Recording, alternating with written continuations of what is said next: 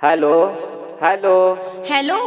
जान भूल गए हो क्या? नहीं यार, नहीं भूले हैं। फिर फोन काहे नहीं करते? क्या बताएं, जब से शादी हुआ है टेंशन में ही रहते हैं। जानते हो मैं बहुत प्रॉब्लम में हूँ। क्यों?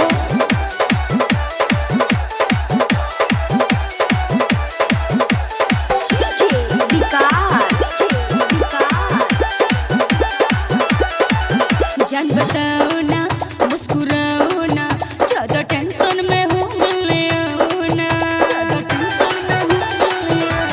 हे जान बताओ ना, मुस्कुराओ ना, ज्यादा टेंशन में हूँ, मिलने आओ ना।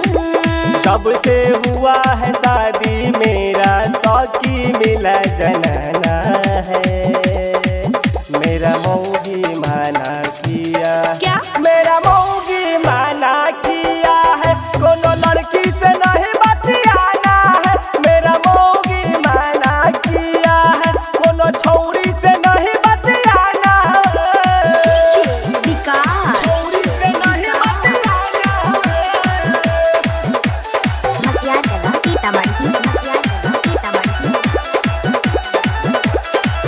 अपनी सौखी से कैसे बताएंगे, अब चैन से जी नहीं पाएंगे। अगर मिलने नहीं आओगे तो हम मर जाएंगे। अपनी सौखी से कैसे बताएंगे, अब चैन से जी नहीं पाएंगे।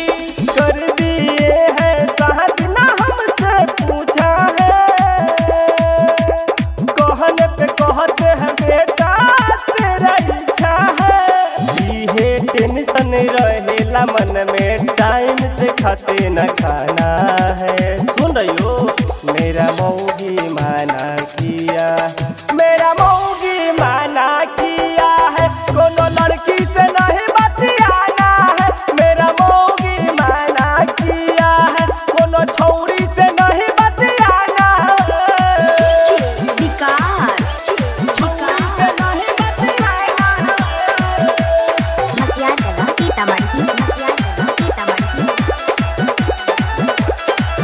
रोज मिलत रहला तू यार हो, काहे कहिला सतावेला प्यार हो।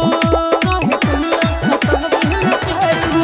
रोज मिलत रहला तू यार हो, काहे कहिला सतावेला प्यार हो। सुना ना, राइटर बापू जी उहे काम करेला हो।